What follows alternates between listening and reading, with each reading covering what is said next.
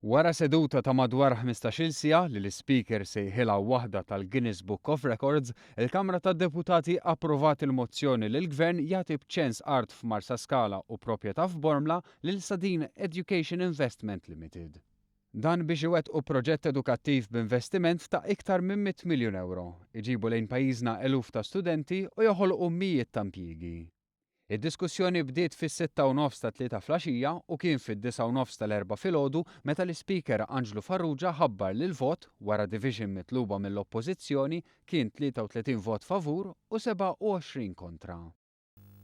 Ir-riżultat tal-votazzjoni huwa 33 favur, 27 kontra, ir-riżoluzzjoni kif emendata għaddiet. Jinfetħu l-bibien. Il-vot ittieħed wara li l-Speaker ta' ruling dwar punt imqajjem mill-kap tal-Oppożizzjoni wara li l-Ministru għall-Edukazzjoni Evarist Bartolo għala id-dibattitu. Fil-fatt hekk kif l-Speaker kien sejqiet il-mozzjoni għal-vot, Simon Busuttil talab għal-gwida min-naħa tiegħu. Dan għax qal li l-Ministru Bartolo qal li Sadin Education Investment Limited applikat għal Higher Education Institution u mhux università kif skontu hemm fir-riżoluzzjoni. Hawn il-Prim Ministru fisser kif legalment u proċeduralment il-Gvern huwa korrett u kien innotat kif l-Oppożizzjoni baqgħet sal-aħħar tippersisti fin-negattività. Fimna dawn it-12 sija ta' negattivizmu min-naħa tal-Oppożizzjoni, l-Oppożizzjoni ma trix dan l-investiment, il-Gvern jisosti li mhux biss mod pożittiv irid dan l-investiment imma dak kollu li qed jagħmel huwa legalment u proċeduralment korrett.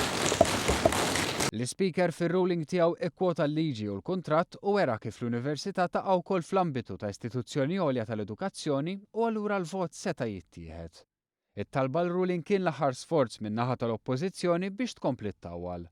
Dan wara li fl-aħħar jiem pruvat tipposponi d-diskussjoni iktar minn darba biex imbagħad adottat stil li wassal għal dibattitu li dam lejl sħiħ bl-argumenti jkunu ripetuti, tant li kienu deputati nazzjonalisti stess li spiċċaw jammettu dan. Xtaqt nibda b'żewġ punti dan id-diskors qasir għax naħseb ilna nirrepetu l-istess kliem. L-argumenti ripetittivi min-naħa tal-Oppożizzjoni kienu il-koll negattivi. Min irid jinvesti miljuni kbar f'pajjiżna saħansitra kien attakkat minn esponenti ewlenin tal-Partit Nazzjonalista.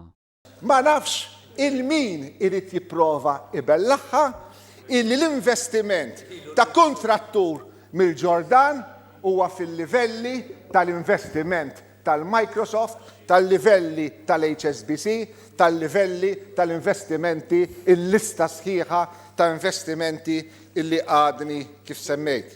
Nista' nassigura, Mr. Speaker, illi bħal dan il-kuntratt Ġordanis li għandu biċċa lukanda ta' design kamra. B'reazzjoni għal dan il-vot, il-Partit Laburista nnota kif il-grupp parlamentari tiegħu ivvota favur proġett li se jagħti ħajja ġdida lin-naħa ta' isfel ta' Malta.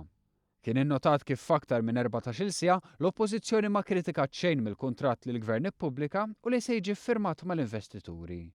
Il-Partit Laburista qal li Joseph Muscat u l-Gvern Malti se jibqa' jaħdem b'mod pożittiv biex jattira lejn Malta investiment ta' kwalità u niċeġ ekonomiċi ġodda minkejja t-tfixkil tal-Oppożizzjoni.